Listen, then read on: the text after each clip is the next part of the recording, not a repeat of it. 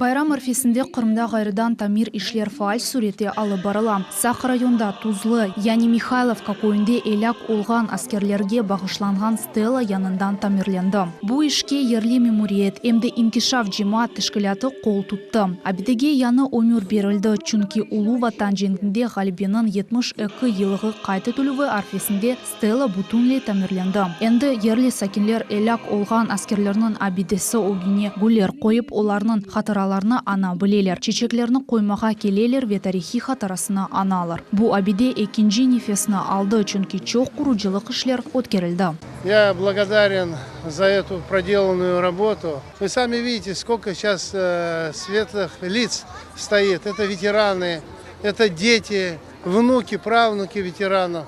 Я думаю, вот Крым должен показать вот именно такими благородными делами, что в Крыму есть межнациональный мир, межнациональное, межконфессиональное согласие. Президент Российской Федерации Владимир Владимирович Путин делает все возможное и невозможное показать и доказать всему миру, что Россия это не враг, а Россия это созидатель и благотворитель во всем мире. Орехова кой шурасы мемориетінің башы Александр Митясов қайт еткеніне көре береберлікте буюк иш бежерілді. Мы собрались сегодня большим коллективом.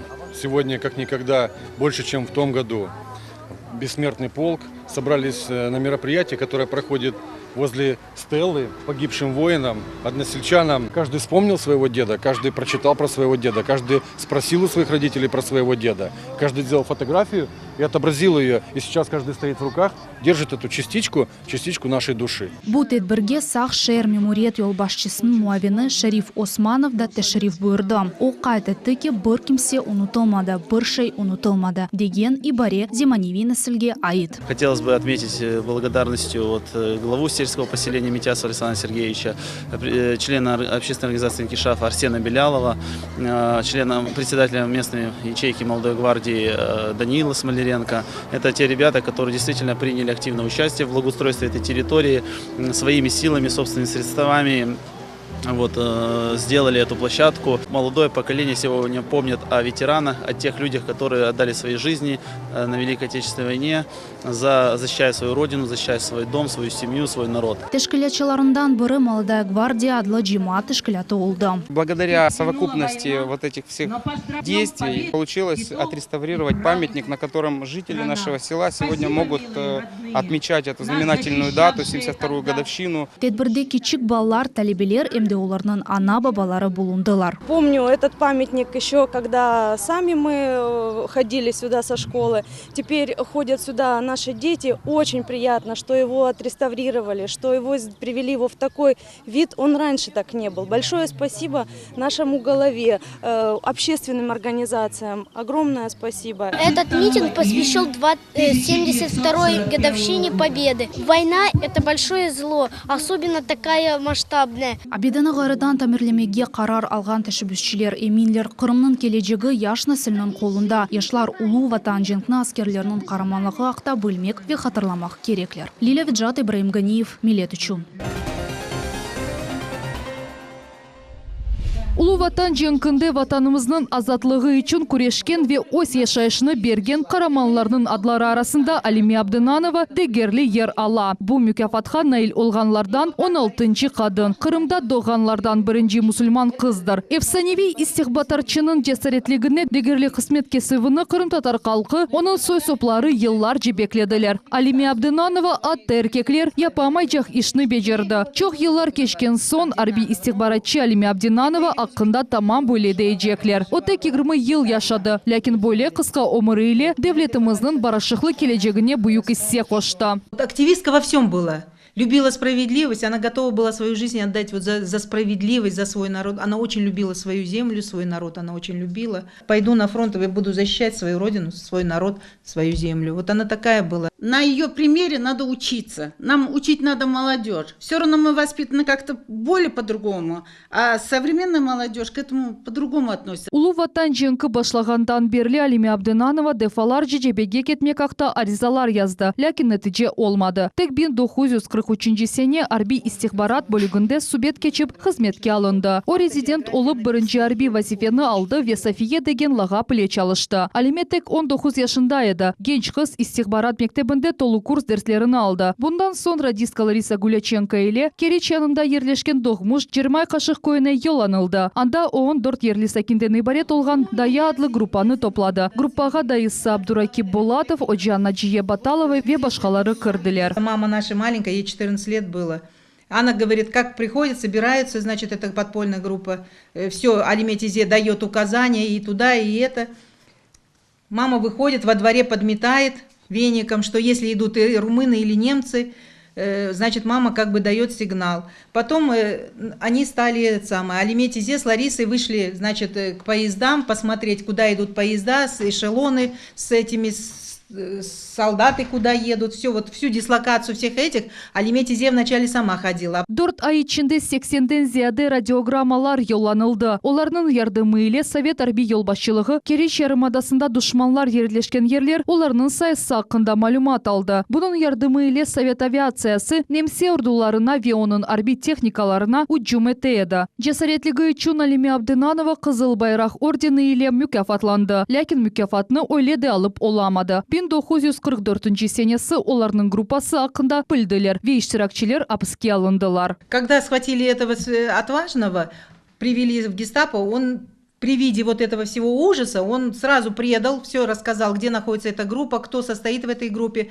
Тут же 14 февраля приезжают и забирают Ларису Гуличенко, радистку, Алиме Тизе забирают, и всю их подпольную группу забирают, привозят, значит, приводят в гестапо, Ларису заводят, это радистку. При виде вот этого всего ужаса они сразу соглашаются работать на немцев, они сразу дают согласие. Радист кыз Лариса партизанларны кыйналганını көріп, немселер ile işbirlikке разы oldu. Ve Алиме Совет арби istihbaratının резиденті olğаны ақта тариф etті. Алиме Абдынанова ise немселерге өз фаалиеті ақында малюматны бермегені үшін апыске қапатылды. Bu себептен оны eski Kırım'daki türmede canavarca kınadыlar. Ее каждый день выводили, ее и за волосы вешали, и все ноги переломали ей, под ногти иглы ей засовывали.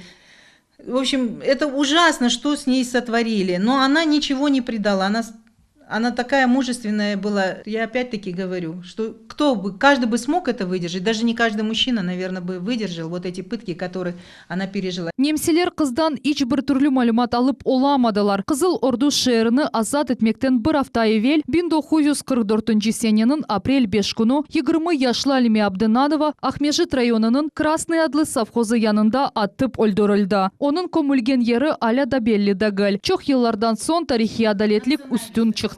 2014 sene Rusya Federasyasının prezidenti Vladimir Putin Alime Abdınanovaға Rusya kahramanı unvanını berdi. Şimdi ise Ahmejit'te onun şerefine Yanı Kırım Tatar Mектеп adlandırıldı. Большое спасибо хочу сказать президенту Российской Федерации, нашему правительству за то, что достроили эту школу, ее ввели в эксплуатацию и также, что назвали ее в честь героя России Алиме Абдинановой. Я очень буду рада, что мои дети будут ходить, все 3 детей, в эту школу. Bundan gayrı Alime Abdınanovanın adını sokaklar taşı ve o akta çok poemalar yazılgan. Hatta Kırım Efsanesi adlı vesikalı film çıkarıldı. Ayşe Şulakova, Edem İsmailov, Millet için. Орхапу шерінде Улу Ғалибек күніне ве Совет бірлігінің 2 дефа қараманы Амитхан Султан адына бағышланған баскетбол спорты бойынша ярыш кечерілді. Бұл ярышта районның 4 мектеп талебелері іштирак еттілер. Тедбірінің тантаналы ачылуында Фахри Мусафирлер ве Орхапу шерінің мемориет векілері эпосы топланғанларыны яқынлашқан Улу Ғалибек күнінен хайырладылар. Иштиракчилерге есе мувафақиятлер тіледілер. Миллетлер арамыны себетлер бойынша Қырым Жұмхуриет башының ярдымчысы Энвер Куртаметов бөле ярышларының иметіні белгіледі. Почаще бы делать такие мероприятия, чтобы дети знали историю, не забывали ее, постоянно напоминать им. И так мы сохраним нашу историю. И будут знать всех наших крымских татар, которые участвовали и принимали очень активные боевые действия в Великой Отечественной войне с 41 по 45. Орхапу шернен 4-нче санлы баскетбол тахымының идманчысы Энвер Умеров тариф етті ки, Амитхан Султан адына бағышланған баскетбол спорты бойынша бұл ярыш бірінші кере өткеріле. Ләкин кечкен сенелері Қырым акимиеті вице-спикері Ремзи Ильясовның ярдымы ile Орхапу шерінде Амитхан Султан адына сербест күреш бойынша ярыш кечірілген еді. Мы в будущем хотим проводить всем нашим знаменитым крымским татарам турниры. Будем говорить, в этом году мы провели только здесь городской турнир. В будущем хотим приглашать с других городов, с районов, потому что мы хотим развивать баскетбол, как сказал Ремзи Ильясович. Надо, чтобы все дети занимались, и он видит, что я как руководитель и тренером являюсь школьной команды, как отец. У меня 2 детей играют здесь. Вот. И будем так, при поддержке Ремзи Ильясовича мы это все делаем. Алексей Евдокименко бұл спорт чештінен бір ел девамында ұғраша. Веболе қысқа мүдетте бір хачмы вахетке наиль олды. Последняя игра была особо сложной, потому что команда была по соперникам хорошо подготовлена. Первый период мы играли на равных, во втором уже у нас получилось оторваться. Когда я играю в баскетбол, меня переполняют эмоции, адреналин. Команданың эн яш иштиракчысы Тимур Умеров баскетболнен бір ел ұғраша. Он бір яшында фаль ойынчы олып, ойс тақымына Галибеге ерішмеге ярдым етті. Мы неплохо сыграли, мы будем еще выигрывать и побеждать каждый день. И будем соревноваться между школами и городами. Я хочу поблагодарить всю нашу команду за хорошую игру. Мы будем стараться выигрывать еще больше и больше кубок. Турнирде бірінші еріні 4-нче санлы мектеп қазанды. Тақымны медаль, ярлық ве кубокнен мүкефатладылар. Турнирның қалған иштиракчылары де дықатсыз қалмадылар. Олар медальлер ве ярлықлар ile тақдирленділер. Ферида Халикова, Энвер Аблезис, Милет үшін.